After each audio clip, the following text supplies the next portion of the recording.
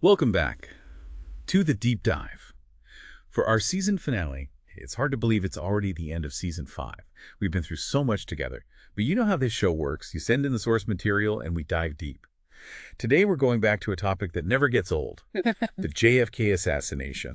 But we're not just rehashing the same old conspiracy theories.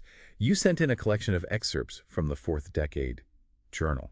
And this stuff it's really getting into the details. Yeah, that's what makes the fourth decade so interesting. They go way beyond the surface level stuff. They really dig into the evidence, the witness accounts, all the historical context. It's like they're piecing together a puzzle. Yeah. Where someone's been messing with the pieces. Exactly. All right, let's jump right in. We're starting with Volume 1, Issues 1 and 2.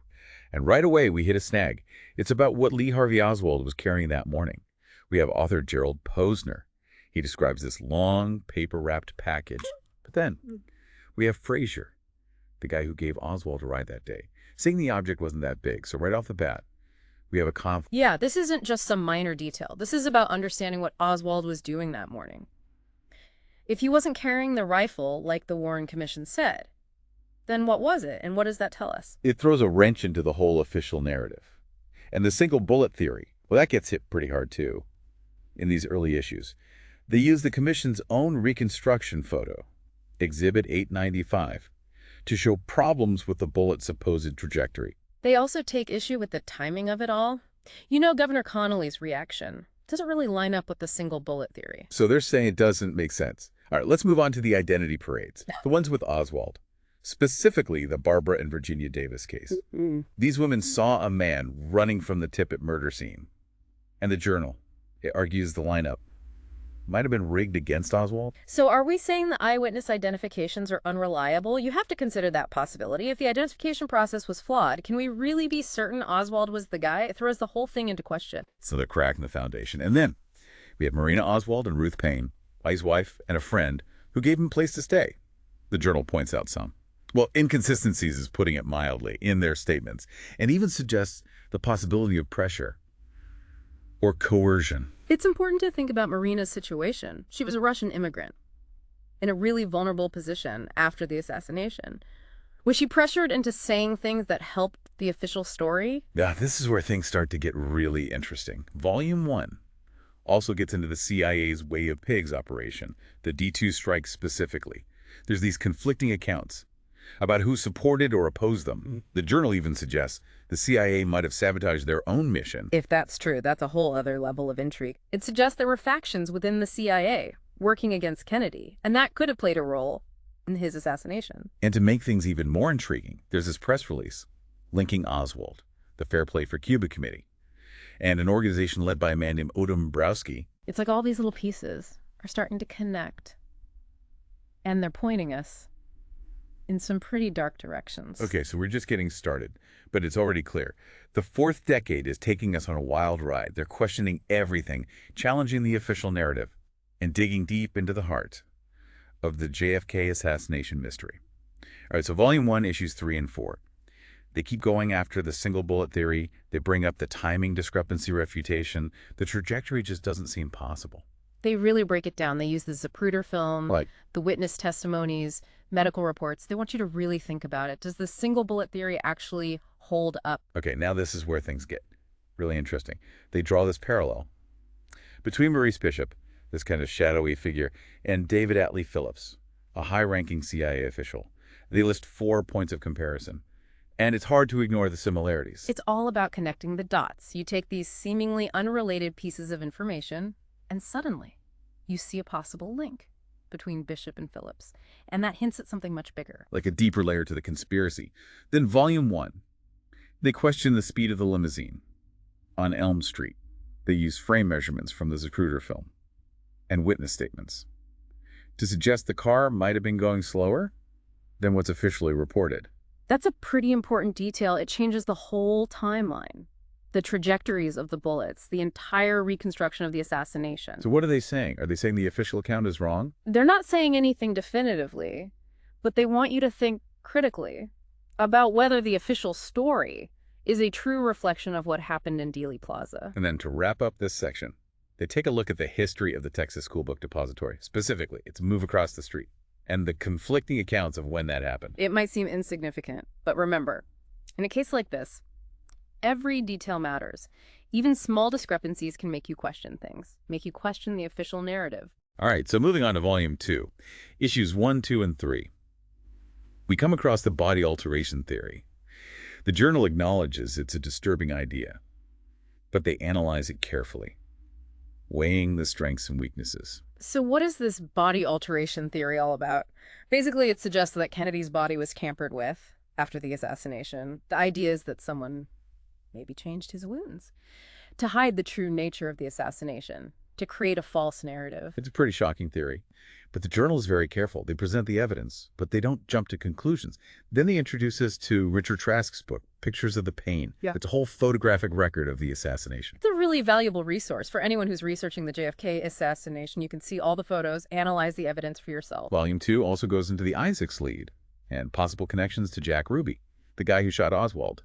They find these discrepancies in the SBI reports and a lot of unanswered questions. The Isaacs lead is strange. It's like it just disappears, but then it pops up again with new mysteries. It makes you think there's more to the story. There's also this account from a witness on a bus who heard about the shooting almost as it happened. It's a good reminder that this wasn't just some political event. This was a real tragedy. It affected real people, people on that bus, people all over the country.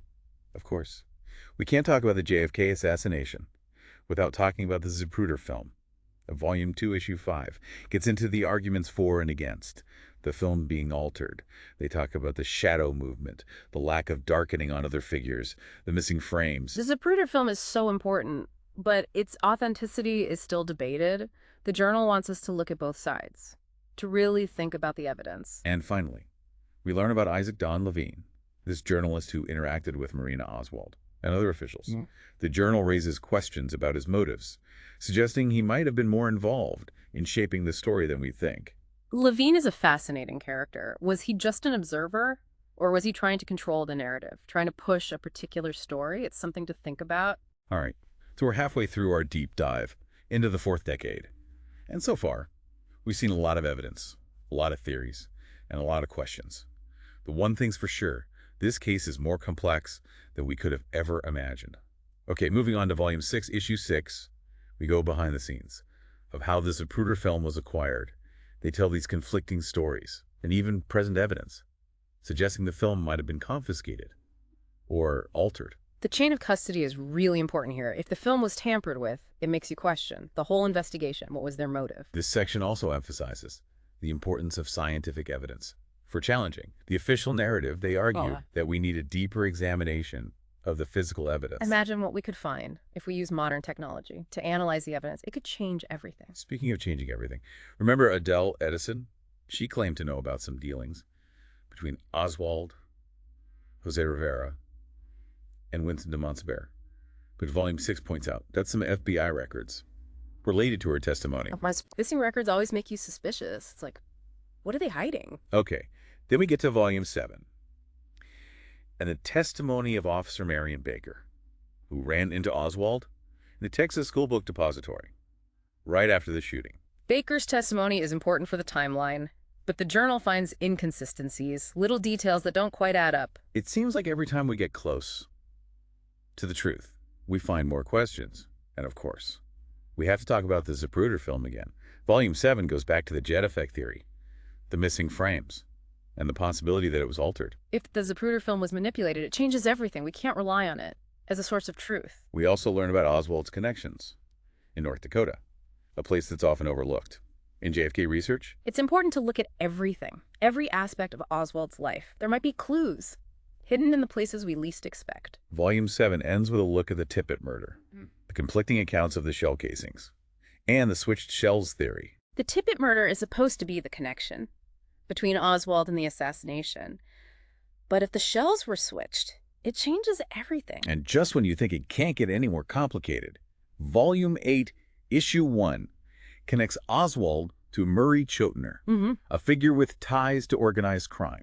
This is a huge connection. It suggests that the assassination might have been more than just a political act. It might have been orchestrated by powerful criminal organizations. So here we are at the end of our journey through the fourth decade. And it seems like, instead of finding answers, we've just found more questions. That's the thing about this case. The more you learn, the more you realize how much you don't know. But the fourth decade, it teaches us something important. It teaches us to think critically, to question everything, and to be open to different perspectives. We have to be careful not to fall into the trap of believing everything we read or everything we're told. We have to look at the evidence and make up our own minds. As we wrap up Season 5 of The Deep Dive, I want to leave you with this thought. We've seen how evidence can be manipulated, how stories can be shaped, and how even the smallest details can be incredibly important. So as you continue to explore the JFK assassination or any other historical event, ask yourself, what if what we think is true is actually a carefully constructed illusion? What if the most powerful weapon isn't a gun, but the ability to control information, the ability to shape our perception of reality? Yeah, that's something we all need to be aware of in this day and age. Thank you for joining us on this incredible journey. Through Season 5 of The Deep Dive, we have explored some fascinating mysteries together. And I hope these deep dives have sparked your curiosity, challenged your assumptions, and left you wanting to learn more. We'll be back next season with more captivating mysteries, more mind-blowing insights, and more thought-provoking questions. Until then, keep seeking, keep questioning, and keep diving deep.